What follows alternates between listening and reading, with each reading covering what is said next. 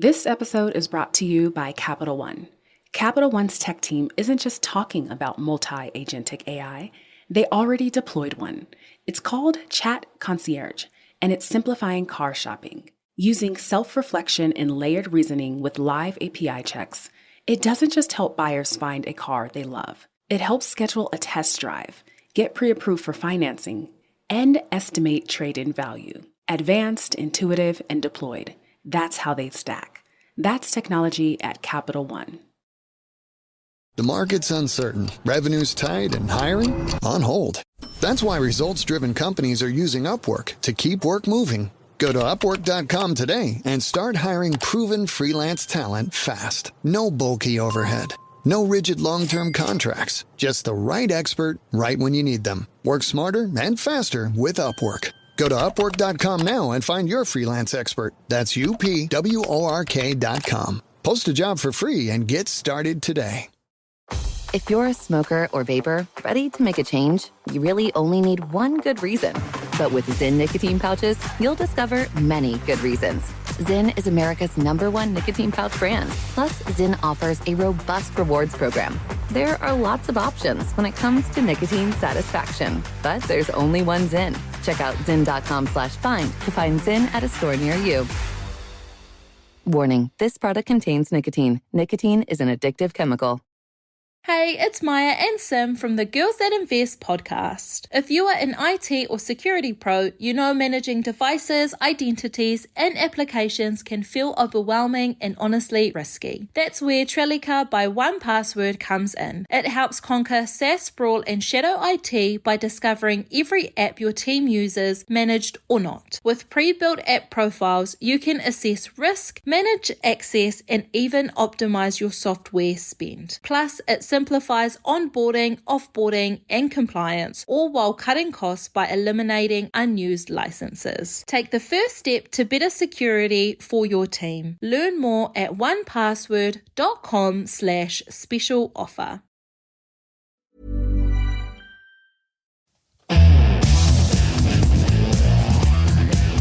This is the Daily Tech News for Monday, September 29th, 2025. We tell you what you need to know. We follow up on context and help each other understand. Today, why EA is leaving the game of being a publicly traded company and what that means for us, the gamers. I'm Tom Merritt. And I'm Robb Dunewood. Let's start with what you need to know with that big story. Now listen, Rob.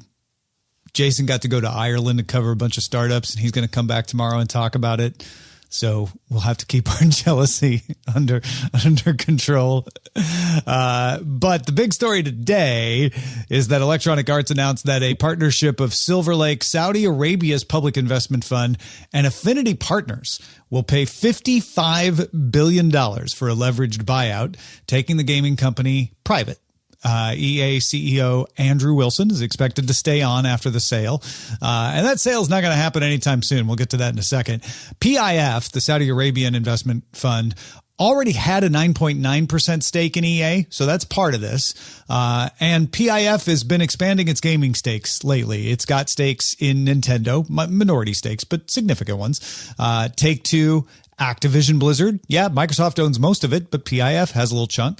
Capcom, Nexon, Koei Tecmo made big news when Scopely, which is owned by PIF, bought Pokemon Go. Scopely also operates Monopoly Go.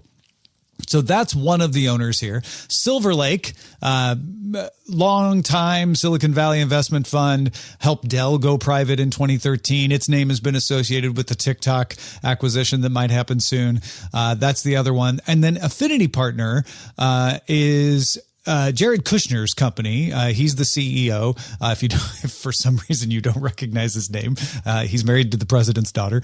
And Affinity Partners has mostly invested in Israeli startups over the course of its lifetime, but lately it's been getting into bigger things. This would be the biggest thing it's been involved in yet. EA has not grown as fast as investors think it could, but it is far from a struggling business. Brought in $7.5 billion in revenue in the 2025 fiscal year, has Madden, has what used to be FIFA, now called EA Sports FC, and everybody thinks it's going to have a really good success in Battlefield 6, which is scheduled for release on October 10th. And it makes a bunch of iconic franchises. So it's got a good back catalog. The Sims, Dragon Age, Plants vs. Zombies. Last year, EA made 4 of the top 10 best-selling games of the year. So the deal is that EA sees that it may be topping out. It's having a hard time seeing if it can keep the hits coming. Like Battlefield 6 is going to run into Grand Theft Auto and some other stuff. So maybe it won't be able to sustain it. So these 3 companies are offering an estimated 25% premium over the stock market valuation at the time of this announcement. A lot of folks are like, man, maybe they should wait till Battlefield 6 comes out and the stock price is up, but they're getting a 25% premium. So maybe it's an offer they can't refuse. It would make it the largest leveraged buyout ever. A leveraged buyout just means that a significant portion of it is borrowed. JP Morgan Chase is lending $20 billion for this acquisition. And after a regulatory review happens, the deal is expected to close in early 2027, Q1 2027. So forget about this for the EA releases of the future, right? Because this is not going to happen next year. It's going to happen 2027. But it's an interesting move. Reportedly, EA talked to Sony, they talked to Apple, they talked to Amazon, they talked to NBC Universal over the past several years, and they all found EA to be too expensive. So, Rob, what do you make of all this? How's this going to affect the games we play? Well, it's not going to affect the games that we play at all this year, and probably at least for the first 3 quarters of 2026. However, if we can assume that a leveraged buyout of this size abides by the same physics and rules that other leveraged buyouts abide by, a lot of stuff's going to get sold in late 2026, early 2027, and definitely once this thing goes through. Why do I say that? Because that's just what these things do. That's just how they operate. The goal is, let's get as much money as we can right now, and then sell the really, really, really cool things for parts and continue to see how much money we can ultimately get. If that is the case, though, that is a big deal for EA. EA is one of the biggest names in gaming. So to see it potentially get sold off, like I said, I don't know that that's going to be the case, but that's generally what happens when you see leveraged buyouts. It's like they extract the value out of what they've bought as quickly as they possibly can to get the return on their value because this money is owed. Yeah. These are big names. So PIF doesn't generally do the fixer-upper strategy that you're talking to. Silver Lake might, but that's not what it's known for. Neither is Affinity for that matter. But it is a leveraged buyout, right? And if it walks like a duck and quacks like a duck, it might be a duck. So I feel like it's more than just, private equity firm comes in, buys failing publisher, squeezes all the money out of it can, lays everybody off and gets it efficient and then turns it around and sells it off for parts. It's not going to be exactly like that.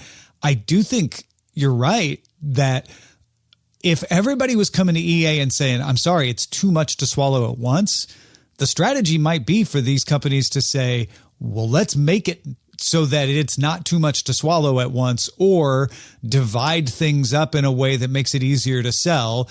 And when you're public, you can do that, but you have to convince all your shareholders. You have to convince your board, and that's a lot harder.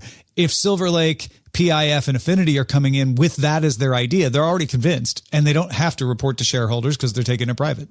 Yeah, the other thing that you have to think about as well is that even if someone that wanted to buy this at the premium that they're getting right now, we can do that, but is the government going to allow us to?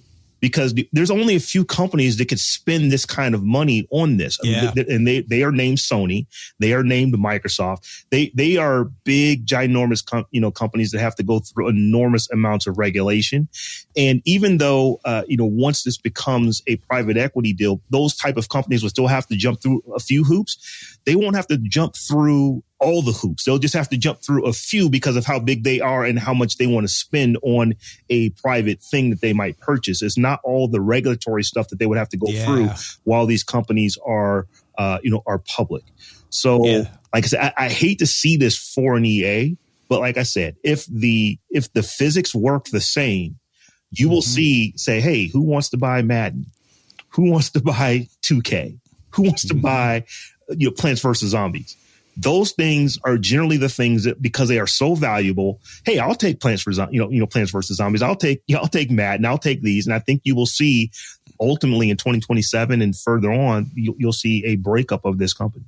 Yeah, I wouldn't be shocked. You've laid out a pretty compelling case, and it feels like it's the kind of case you might see on a presentation in a boardroom at EA when they're discussing all this sort of thing. It all tracks for me. Obviously, it's not going to happen until after the deal closes. So they have to close the deal, then they have to make the changes. So we're talking, maybe 5 years from now before this sort of thing happens. But I hadn't even thought about just how much trouble Microsoft had to go through to get Activision Blizzard. Mm-hmm. And so Sony's like, well, we're not going to go through that trouble for EA, but a little less trouble for a little smaller bite. Sure. Yeah. They'll take Madden or something, right? Yeah, that makes sense to me. You could even see a company like Sony say, I'll take this now, and then come back a year later. You know what? That's still there. We'll take that now too, because that gets them around the regulatory issues, because this is private equity. So they could do it slowly over time. I could even see an Apple, which discussed this, but I was like, I just never saw Apple wanting to run EA, but take a franchise or two, and roll it into Apple Arcade. Yeah, maybe Plants vs. Zombies could go to Apple if they could get that studio, and mobile games and all that. Sure. Apple is definitely one of the companies that could afford it. DTNS is made possible by you, the listener, thanks to Jim Hart, Mike Akins, Norm Fazikis, and our new patron, Bruno, and a raise from Mr. Evans and Dean. Wow, fantastic. Thank you. Welcome, Bruno. Everybody welcome, Bruno. And now, a next-level moment from AT&T Business. Say you've sent out a gigantic shipment of pillows, and they need to be there in time for International Sleep Day. You've got AT&T 5G, so you're fully confident. But the vendor isn't responding, and International Sleep Day is tomorrow. Luckily, AT&T 5G lets you deal with any issues with ease, so the pillows will get delivered and everyone can sleep soundly, especially you. AT&T 5G requires a compatible plan and device. Coverage not available everywhere. Learn more at att.com/5G network. Banking with Capital One helps you keep more money in your wallet with no fees or minimums on checking accounts and no overdraft fees. Just ask the Capital One bank guy. It's pretty much all he talks about, in a good way. He'd also tell you that this podcast is his favorite podcast, too. Ah, really? Thanks, Capital One bank guy. What's in your wallet? Terms apply. See CapitalOne.com/bank. Capital One N.A. member FDIC. The market's uncertain, revenue's tight, and hiring on hold. That's why results-driven companies are using Upwork to keep work moving. Go to Upwork.com today and start hiring proven freelance talent fast. No bulky overhead. No rigid long-term contracts. Just the right expert right when you need them. Work smarter and faster with Upwork. Go to Upwork.com now and find your freelance expert. That's UPWORK.com. Post a job for free and get started today. If you're a smoker or vapor, ready to make a change, you really only need one good reason. But with Zyn nicotine pouches, you'll discover many good reasons. Zyn is America's #1 nicotine pouch brand. Plus, Zyn offers a robust rewards program. There are lots of options when it comes to nicotine satisfaction. But there's only one Zyn. Check out Zyn.com/find to find Zyn at a store near you. Warning, this product contains nicotine. Nicotine is an addictive chemical. Most people overpay for car insurance, not because they're careless, but because switching feels like too much hassle. That's why there's Jerry, your proactive insurance assistant. Jerry compares rates side by side from over 50 top insurers and helps you switch with ease. Jerry even tracks market rates and alerts you when it's best to shop. No spam calls, no hidden fees. Drivers who save with Jerry could save over $1,300 a year. Switch with confidence. Download the Jerry app or visit jerry.ai/ACAST today. There's more we need to know today. Let's get to the briefs. Microsoft is launching an agent mode for Excel and Word that can generate spreadsheets and documents based on a user prompt using OpenAI's GPT-5 model. Microsoft is also adding an Office agent outside of Office apps and Copilot Chat, powered by Anthropic's models that can create PowerPoint presentations and Word documents. In its announcement of these tools, Microsoft said, quote, "Today we're bringing Vibe working to Microsoft 365 Copilot with agent mode in Office apps and Office agent in Copilot Chat," end quote.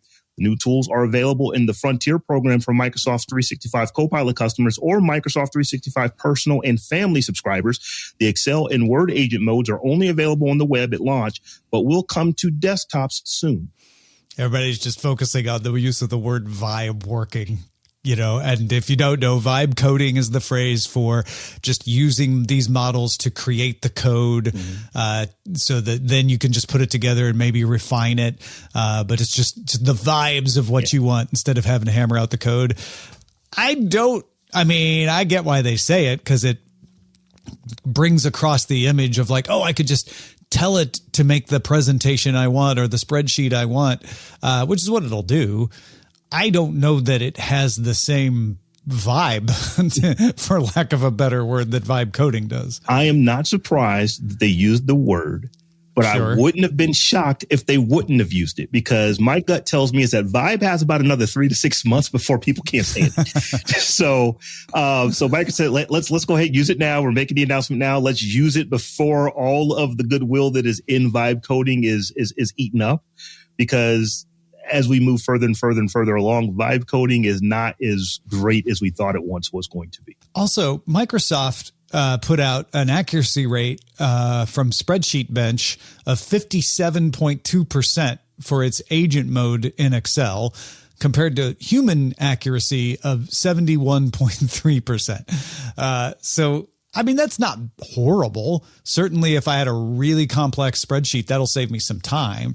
But this is not something I would just rely on to do all my work, or you're going to get work slop. You'll still have to have the folks who are just absolute geniuses in Power Pivot to go check what the AI did to make sure that it's actually right.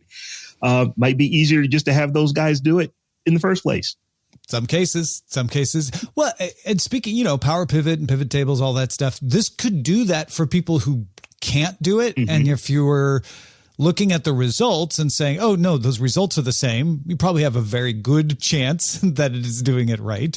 But you can never totally rest assured yet. Being someone who has used Excel for the bulk of my professional career, and having been quite good at using Power Pivot and things like that, and exporting data into, in the databases and all that kind of stuff that you can do with Excel.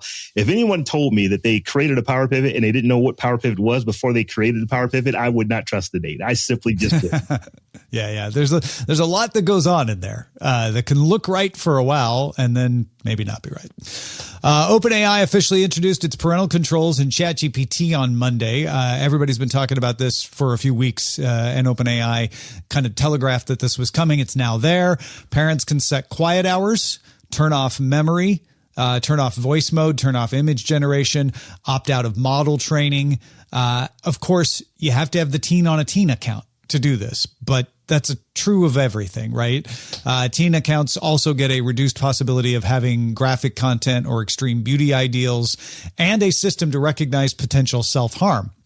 Speaking of, OpenAI is also testing its new safety system for all users, which on a per message basis routes emotionally sensitive conversations to GPT-5 thinking, which is better equipped to offer what OpenAI calls safe completion of answers to sensitive questions. So instead of just saying, too sensitive, I'm not going to answer it, it's trained to provide what it considers to be a safe off-ramp to lowering the temperature on those sorts of situations and avoiding unusual, but in some cases fatal situations. You can argue whether someone was going to take their own life anyway, but there are certainly associations that have happened in the past. OpenAI expanded its $4 a month ChatGPT Go plan as well. So that was available in India. It is now available in Indonesia. It basically has limited deep research and no video generation or codex agent. Where do you want to start on this one, Rob? So I think that OpenAI and companies like OpenAI have done the proverbial stick your finger in your mouth, put it up in the, in the air and see which way the wind is blowing. And they have come to the determination that we better do something about parental control and about making sure that we are trying to make our software as safe for for younger users as we possibly can before the government just comes in and does it in the worst possible way ever. So I think that this is OpenAI and, as I said, other companies as well, just trying to get in front of this. So I don't think this is going to be the end of what we've heard about parental controls in these type of tools. I think that everyone is going to get on board with this just because they want to do it in their way as compared to being told, here's how you must do it. Yeah, I try to remember that these tools have only been around for a couple of years. And so we are learning as we go where the pitfalls are, what the things are that we need to repair. I'll give OpenAI, a C grade on responding to that. I don't know that they're always as proactive as they could be, but they have been pretty good at providing actual solutions in response. And I think this is an example of that. These are good parental controls. What's going to happen next, in my opinion, is that people are going to say, okay, but teens can get around this. We're seeing this with Meta now. 20 years after social media launched, where they're finally getting around to but you need to stop teens from having accounts. I think that's going to come faster for OpenAI, where someone's going to say, well, you need to start detecting when a teen is trying to get around these rules. And obviously, like you said, they're going to keep refining these parental controls and learning which ones work and all that sort of thing. The learning curve, I think, is steeper on safe conversations. I don't think anybody really knows what that is. They're doing their best to study it and see what's effective. But these tools are too new for this to be bulletproof. So somebody, is going to fall afoul of this, and people are going to point fingers and say you didn't do enough, and then they're going to have to refine it. Yeah, Tom, a point that I've heard you make on multiple occasions about this type of thing, that the goal is not to block all underage users from ever using the platform in any way that they're not supposed to, is to make it significantly difficult enough so that most of them just won't try to get around it. So are they going to get perfect compliance? No, they're not going to get that. But will it be better than it was before they implemented this? I think the answer is absolutely yes. So once again, OpenAI and other companies like it, they're putting these things in place because it's a good thing to do, and they will get relegated and may even still get relegated or get regulations levied against them if they don't do this. So I think they're just trying to get as far ahead of it as they possibly can for what they know is coming down the pipe. Yeah. If you're a parent and you have a teen that you want to use ChatGPT, I'd be curious what you think of these parental controls yourself. Let us know. Feedback at dailytechnewsshow.com. U.S. District Judge Paul Friedman ruled Friday that the U.S. Department of Defense was justified in adding DJI to a list of companies that contribute to the Chinese military industrial base. This prohibits federal agencies from using DJI products. Judge Friedman wrote, quote, "Whether or not DJI's policies prohibit military use is irrelevant. That does not change the fact that DJI's technology has both substantial theoretical and actual military applications," end quote. This is separate from a request passed by the U.S. Congress, which gives DJI until December to convince a national security agency that it does not pose an unacceptable risk in the national security of the United States or face a ban on its sale in the U.S. Yeah, that's the bigger deal. DJI needs to convince the United States government that it doesn't pose a risk. That feels like a trick question to me. It feels like something that probably is going to be or is being used as leverage with trade negotiations with China. They can sort of decide that it's convinced them at any point that they want to. I think DJI was hoping to make their case by winning this particular court case about the DoD list, but they didn't. And so they're still on the clock and the burden of proof is on them to prove they're not a national security risk. And the reporting on this will get more revealing as we get closer to December, and as we may hear about a China trade deal before then. So I wouldn't give up the idea that you can buy DJI stuff. As for the ruling itself from Judge Friedman, DJI said, well, you could make that argument about any product made in China. And I think Judge Friedman might go, yes, that's true. And the DoD would then be justified in putting whatever it wants on this list. But it put you on the list, and that's what I was asked to rule on. So that's how Judge Friedman ruled. I went for my morning walk this morning and I saw Christmas lights, not Halloween lights, but actual red and green Christmas lights out. My gut tells me that folks are going to be buying a lot of DJI stuff for the holiday season. right fast. I just think that's going to happen because it's uncertain. We don't know what is going to happen. And these drones are awesome. I mean, they're cool. You can't even really call them toys. They because they can be used as tools. And that's part of the problem here. But we don't know what's going to happen. This did not go their way. I think these things are probably going to fly off of shelves and out of warehouses here in the not too distant future. I see what you did there.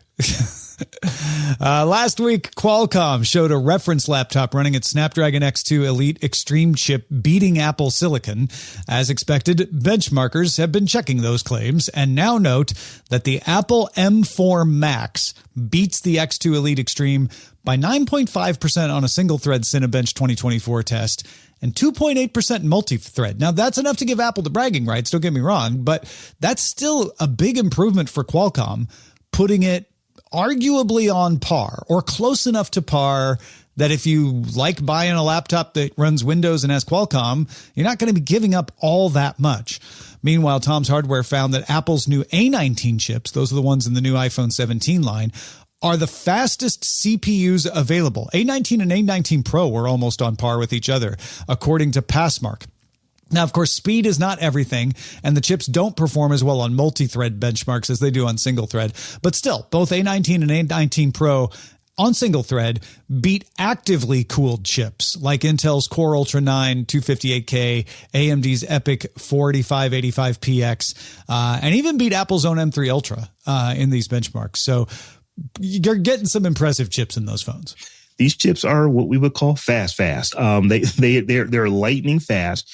And as you said, the difference now is that, yes, Apple is still faster, but it's on par. It's not like you can use that as a chip. Look how much faster our chips are because it's not that big of a deal. And there's enough places where the other chips are actually a little faster than Apple. You can say, well, let's hold on there. Are you sure you're faster? So yeah, probably across the board, probably a little bit, but not enough to matter.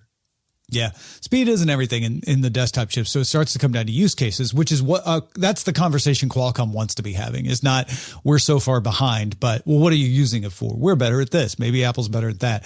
But man, I still think the phone Passmark chips, even though it's just speed, that's impressive in a phone for sure. To say that it's just to be able to say it's the fastest chip ever.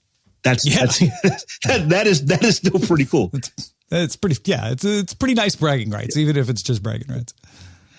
Wired reports that Akshay Kumar, an array maker, and Michael Spector of Georgia Institute of Technology discovered that Tile's tracking tags broadcast an unencrypted static MAC address alongside its rotating ID.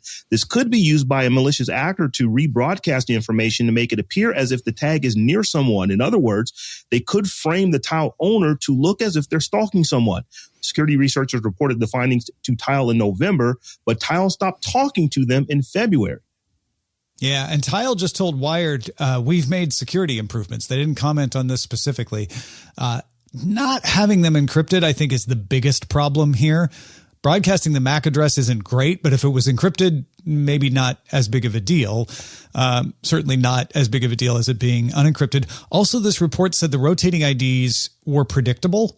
So they were able to guess what they would be, which is very bad. That's horrible. Yeah. Horrible. So, and if you didn't quite understand the vulnerability here, basically what I could do is if I have monitored Robb's Tile tracker, I can predict the rotating ID and his MAC address isn't going to change. I can then take that information and I can go over to Roger Chang and broadcast Robb's Tile tracker info to make Roger's devices think that Robb's Tile is near him. And then Roger could then accuse Robb of, trying to stalk him or track him or something like that. Not that Robb would ever do that, but that's the kind of thing that the Georgia Institute of Technology folks were surmising could happen if this wasn't patched. So kind of ball in Tile's court, right? Yeah, hopefully. We don't know because they're not talking, but hopefully Tile has fixed this absolutely to where this is not going to be a problem, because this is a big deal. When you start thinking about stalkers and the stuff that they can do, it doesn't sound like it would be terribly difficult to make it look like somebody is someplace where they actually are not. And that is very, very problematic. Yeah. And just as a comparison, I don't know about Google's tags. I didn't see it referenced here and I didn't look it up, but Apple AirTags don't broadcast the MAC address because you don't need to. And they encrypt the rotating ID. And presumably the rotating ID is not easy to guess. But even so, it's encrypted. So those are a more secure implementation. All right, let's finish up with a few quick headlines that are just good to know if you want to understand the news in the future. China's DeepSeek updated the DeepSeek v3.1 EXP platform as an intermediate step toward its next generation model and cut prices of its software tools. Snapchat is putting a 5 gigabyte limit on its memories storage feature, but they'll sell you memories storage plans starting at $1.99 a month if you need more storage. This could be the biggest story of the day right here, Tom. Google is rolling out the gradient version of its G logo, which it's been using in search to all its products. Oh no, the logo. Bloomberg's Mark Gurman says his sources indicate Apple is nearing mass production of, some of these are not surprising, the next MacBook Airs, the next MacBook Pros, and 2 new monitors. That one might be a little more intriguing. All of those are expected to launch either by the end of this year or Q1 2026. Reuters sources say ByteDance will maintain ownership of TikTok's U.S. business operations like e-commerce and advertising, while the new U.S.-owned company will handle the app's data, content, and algorithm maintenance. We sort of alluded to that when we talked about it last week, but Reuters had some firmer stuff that like ByteDance isn't going to go away. You're still going to go to Santa Monica, TikTok, ByteDance to buy your ads and all of that stuff if this deal happens, which we still got a lot of time before that happens. What do you want to hear us talk about on the show? One way to let us know is our subreddit. You can submit stories and vote on them at reddit.com/r/Daily Tech News Show. And now, a next-level moment from AT&T Business. Say you've sent out a gigantic shipment of pillows, and they need to be there in time for International Sleep Day. You've got AT&T 5G, so you're fully confident. But the vendor isn't responding, and International Sleep Day is tomorrow. Luckily, AT&T 5G lets you deal with any issues with ease, so the pillows will get delivered and everyone can sleep soundly, especially you. AT&T 5G requires a compatible plan and device. Coverage not available everywhere. Learn more at att.com/5G network. If you love to travel, Capital One has a rewards credit card that's perfect for you. With the Capital One Venture X card, you earn unlimited double miles on everything you buy. Plus, you get premium benefits at a collection of luxury hotels when you book on Capital One Travel. And with Venture X, you get access to over 1,000 airport lounges worldwide. Open up a world of travel possibilities with the Capital One Venture X card. What's in your wallet? Terms apply. Lounge access is subject to change. See CapitalOne.com for details. We end every episode of DTNS with some shared wisdom. Today, David and Arturo have some thoughts on this weekend's special episodes.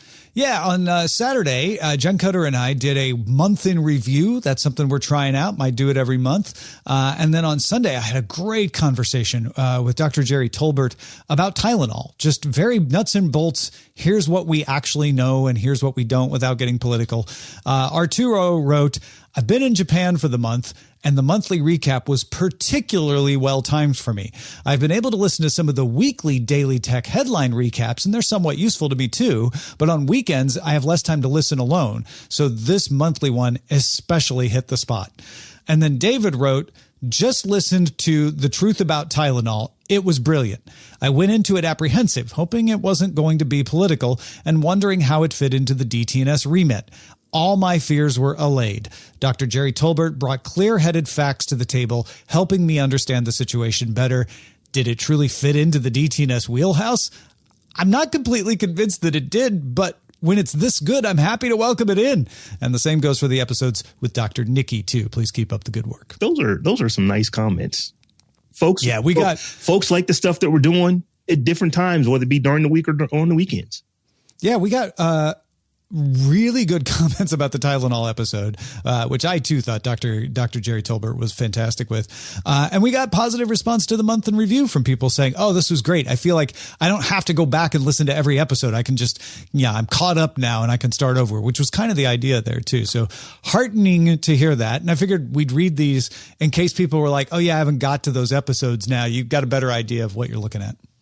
Well, folks, we want to know what you're thinking about. So if you've got some insight into a story, share it with us at feedback@dailytechnewsshow.com.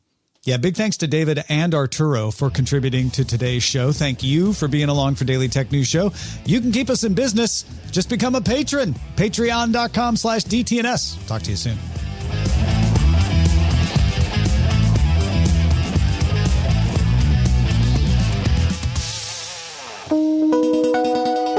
The DTNS family of podcasts, helping each other understand. Diamond Club hopes you have enjoyed this program.